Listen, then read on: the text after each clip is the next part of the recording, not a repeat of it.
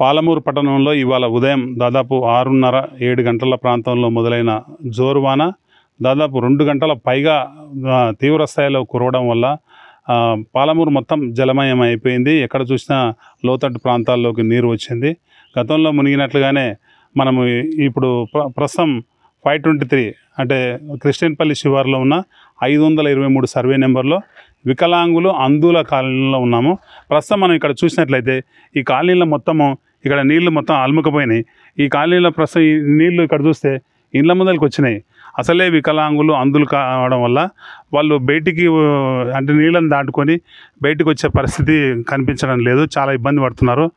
గతంలో దాదాపు ఏడాది క్రితం ఇక్కడ పూర్తి స్థాయిలో వికలాంగులు అందుల కాలనీలో రెవెన్యూ అధికారులు రాత్రి వేళల్లో వచ్చేసి మూకుమ్మడిగా వచ్చేసి బుల్డోజర్లు ప్రొక్లైన్లతో వీళ్ళు నిర్మించుకున్న కట్టడాలు అంటే వీళ్ళు నివాసం ఉంటున్న ఆవాసాలను పూర్తిస్థాయిలో కూల్చివేసి వీళ్ళకు ఎలాంటి ఆధారం లేకుండా చేశారు. దీనిపై విచారణ జరుగుతోంది. విచారణ జరిపిన తర్వాత ఫేక్ పట్టాలను తీసేసి నిజమైన అర్హులకు ఇస్తామని చెప్పిన అధికారులు పాలకులు ఇంతవరకు కూడా అలాంటిది ఎలాంటి చర్యలు తీసుకోలేదని తాము ఇంకా ఈ కూలిన శిథిలాల మధ్యనే ఉంటున్నామని వారు అంటున్నారు. ప్రస్తుతం అందుల కాలనీకి సంబంధించిన కొంతమంది అందులు మన దగ్గర ఉన్నారు. బ్రదర్, మీ పేరు ఏం పేరు? నా పేరు రంగదాస్ సార్. రంగదాస్ సార్, ఏంది పరిస్థితి? లాస్ట్ ఇయర్ కూల్చిండ్రు ఇక్కడ ఇండ్లు సార్. మనకి ఇండ్లు లాస్ట్ ఇయర్ కూల్చిండ్రు. అవును సార్. కూల్చింది అకస్మాత్తుగా వచ్చి కూల్చేసిండ్రు, మిమ్మల్ని అందరినీ బయటకు దొబ్బేసిండ్రు. అవును సార్. దాదాపు 1 ఇయర్గా వస్తుంది. మళ్ళీ ఇది విచారణ జరిపి నిజమైన వాళ్ళకి ఇస్తామని చెప్పిన అధికారులు పాలకులు ఏమైనా చర్యలు తీసుకున్నారా? ఈరోజు ఉదయం నుండి ఎట్లుంది పరిస్థితి సార్? ఇప్పుడు ఈ రోజు అయితే వర్షం పడింది. వర్షం దాదాపు 1 గంట సేపు బీభత్సంగా పడింది. ఇక్కడ మొత్తం అన్ని రోడ్లు జలమయం అయిపోయినాయి. మాకు వీధులకు వెళ్ళే వాళ్ళు కానీ మాకు కనీసం ఇంటి నిత్యావసరాలకు కూడా బయటికి వెళ్ళి చేసుకోవడానికి కూడా ఏం లేదు సార్. ఇక్కడ మొత్తం మాకు కొంతమంది సకలాంగులు మా ఇండ్ల పక్కల వాళ్ళు వాళ్ళ సహాయంతోనే నిత్యావసరాల సరుకులు తెప్పించుకోవడం జరిగింది. కొంతమంది మా ఫ్రెండ్స్ బయటికి ఏదో పోయి వాళ్ళు నీళ్ళలో పడితే కూడా వాళ్ళే చేరదీసి ఇంట్లోకి ఎత్తుకొచ్చి ఇంట్లో బయటికి వాళ్ళే మమ్మల్ని పంపడం జరిగింది. పాపం వాళ్ళకు పుణ్యం రాని సార్. ఎందుకంటే మాకు చేదోడు వాదోడుగా ఉంటున్నారు. కానీ మాకు సంవత్సరం పొద్దు అవుతుంది. ఇక్కడ ఇండ్లు కూలగొట్టిండ్రు. దాంట్లోకి ఒక ప్రస్తావన లేదు. ఇక్కడ పట్టాలు చేస్తామన్నారు. కూల్చిన వాళ్ళకు కూడా మేము న్యాయం చేస్తాము, మీకు అన్ని గవర్నమెంట్ నుండి ఇందిరమ్మ ఇండ్లు ఇస్తామన్నారు. అవి లేవు, ఏవి లేవు సార్. కనీసం డ్రైనేజీ రోడ్ల సౌకర్యం లేదు సార్. ఇప్పుడు వర్షాలు పడ్డాయి. ఇప్పటి నుండి మాకు వర్షాకాలం అయిపోయేంత వరకు నరక యాతన ఇది. ఇంకా ఏదో వచ్చిండ్రు రోడ్లు 2 రోడ్లు 3 రోడ్లు వేస్తామన్నారు. 2 రోడ్లు 3 రోడ్లు లేదు కాదు సార్. కాలనీ మొత్తం రోడ్లు వేస్తేనే మాకేమన్నా సేఫ్టీ. అది లేదు, ఇది లేదు, ఇప్పటి వరకు లేదు. మేము నిన్న లోకల్ ఎమ్మెల్యే ఎన్ఎం శ్రీనివాసరెడ్డి గారు ఇక్కడికి విజిట్ చేసిండ్రు. మీ సమస్యలు విన్నామని ఇవాళ మనకు మీడియాలో కనిపించింది. వారు వచ్చినప్పుడు మీరు ఈ సమస్యను చెప్పుకున్నారా? గతంలో అకస్మాత్తుగా ఇండ్లు కూల్చడం వల్ల నిరాశ్రయులైన మళ్ళీ ఎంక్వైరీల అరువులను తీసుకుంటామని చెప్పారు, కానీ ఇంతవరకు తీసుకోలేదు. వర్షం వస్తే ఈ పరిస్థితి ఉందన్న విషయం ఎమ్మెల్యే గారికి చెప్పారా మీరు? సార్, మేము డైరెక్ట్ ఎమ్మెల్యే గారికి కూడా 2 సార్లు కలిసినాము. మా బాధను గోడును చెప్పినాము. మేము సార్ కంటే ముందు మేము ఆనంద్ గౌడ్ సార్ చైర్మన్ గారు మాకు జర సన్నిహితంగా ఉన్నారు. ఆయన మా పట్ల చాలా బాగా స్పందించారు. ఆయన పట్లనే మాకు ఎమ్మెల్యే గారు ఆయననే తీసుకొచ్చిండు. ఆనంద్ గౌడ్ సార్ మాకు ఎమ్మెల్యేని తీసుకొచ్చి ఆయన ద్వారానే సమస్య పరిష్కారం చేయాలని చేపిస్తాను చెప్పిండు. ఆయన తీసుకొచ్చిండు అన్న విధంగానే. నిన్న వచ్చిండు ఎమ్మెల్యే సార్. వచ్చి మేము ఇక్కడ చేస్తాము, మీకు ఇక్కడ ఎవరైతే ఫ్రాడ్గా ఉన్నారో వాళ్ళకు మేము చేస్తాము, మేము తీసేస్తామని అన్నారు. చేస్తాము అని అంటున్నారు, కానీ ఎప్పుడు చేస్తారు? సంవత్సరం దాటిపోతుంది సార్. ఇప్పటి వరకు ఉలుకు లేదు, పలుకు లేదు. పాపం మా ఇల్లు కూలగొట్టుకున్న మా అందులు ఎక్కడ ఉండలేకపోతున్నారు. కిరాయిలకు ఉంటే కూడా వాళ్ళు మీరు నీట్గా పెట్టుకోరు, కండ్లు కనిపించాయని వాళ్ళని ఇళ్ళకి వెళ్ళి వెళ్ళగొడుతున్నారు. ఉన్న పరిస్థితులు చాలా దారుణంగా ఉన్నాయి సార్. ఇది ఏమన్నా అంటేనంటే మీరు 523 దొంగలు అని ఆ దొంగల వ్యవహారాన్ని తీసుకొచ్చి మా 83 ఇండ్ల వికలాంగుల పైన రుద్దుతున్నారు. ఈ సమస్య ఎక్కడి సమస్యలో తీసుకొచ్చి మా పైన రుద్దుతున్నారు సార్. మాకు ఎవ్వరు న్యాయం చేయట్లేదు. గతంలో మీరు అందరు ఎంఆర్ ఆఫీస్కి వెళ్ళి రెవెన్యూ అధికారుల మీద మాకు బాగా నమ్మకం ఉందని, అప్పుడు గతంలో ఉన్న పాలకులు మాకు అన్యాయం చేసిందని మీరు ఆరోపించారు. రెవెన్యూ అధికారులు, పాలమూరు అర్బన్ రెవెన్యూ అధికారులు మాకు న్యాయం చేస్తారని ఒక మీడియాకి స్టేట్మెంట్ ఇచ్చారు కదా. ఆ స్టేట్మెంట్ ఇప్పియడం వెనుక ఎవరైనా ఉన్నారా? ఒకవేళ ఉంటే వాళ్ళు ఇప్పటివరకు మీకు ఏమైనా న్యాయం చేసినారా? స్టేట్మెంట్ ఇప్పించేదాని వెనకాల ఎవరు లేరు సార్.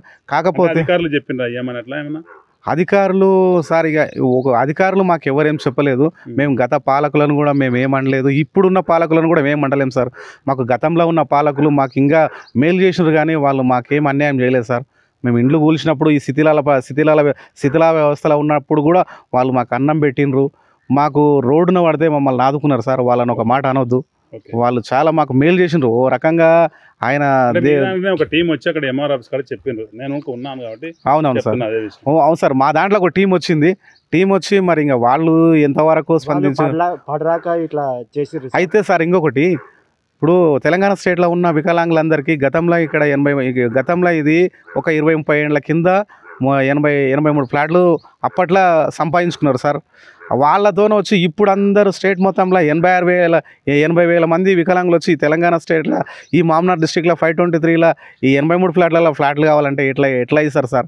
మా మీద మొత్తము చాడీలు చెప్పుకుంటా బయట ఉన్న వికలాంగులు కొంతమంది ద్రోహులు ఉన్నారు మా దాంట్లో కూడా. ఇప్పుడు మీకు ఏం చేస్తే న్యాయం జరుగుతుంది అంటే ఈ నీళ్లు నిలబడుతున్నాయి, మీరు బయటికి రాలేని పరిస్థితి ఉంది. ఒకవేళ వచ్చిన నీళ్ళలో జారి పడతా కళ్ళు కనిపించవు కాబట్టి మీ ఇబ్బంది మీకు ఉంది కాబట్టి ప్రభుత్వం ఏం చేయాలి సార్? మాకు ఈ రోడ్లు, ఈ డ్రైనేజీ, ఇక్కడ కమ్యూనిటీ హాల్ ఒక ప్లేస్ మాకు ఒకటి పెట్టుకున్నాం సార్.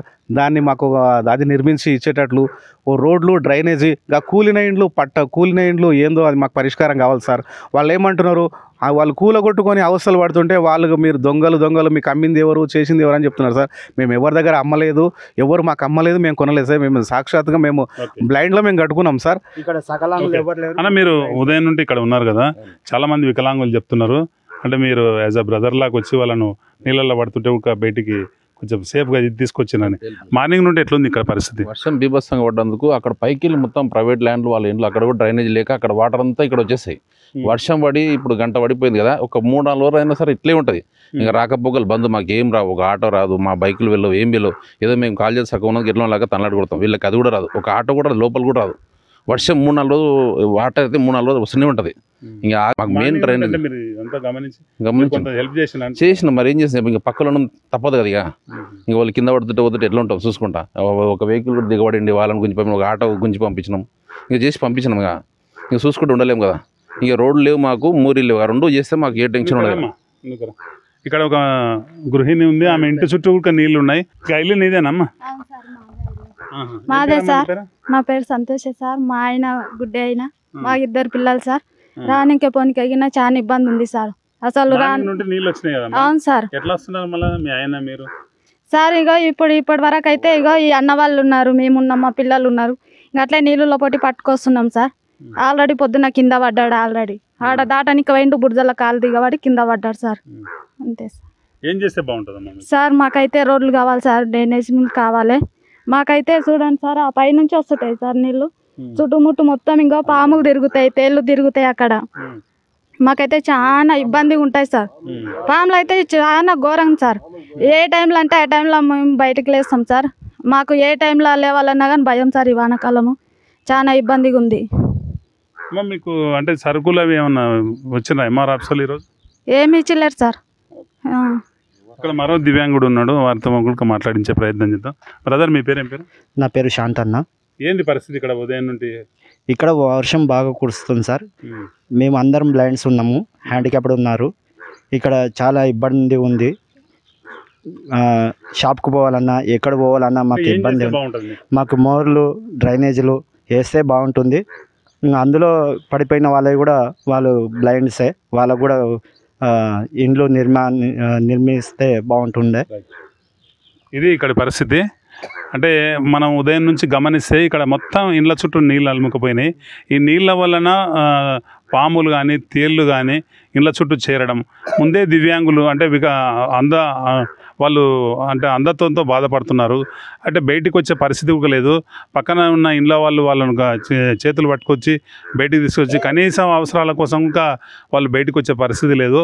ఓవైపు గత ఏడాది రెవెన్యూ అధికారులు కూల్చిన ఇండ్ల శిథిలాలు ఒకవైపు ఉన్నాయి, మరోవైపు చుట్టూ నీళ్లు, చుట్టూ పాములు, చుట్టూ తేళ్లతో ఇక్కడ అంటే 523లో ఉన్న వికలాంగులు అందుల పరిస్థితి అయితే అత్యంత దారుణంగా ఉంది.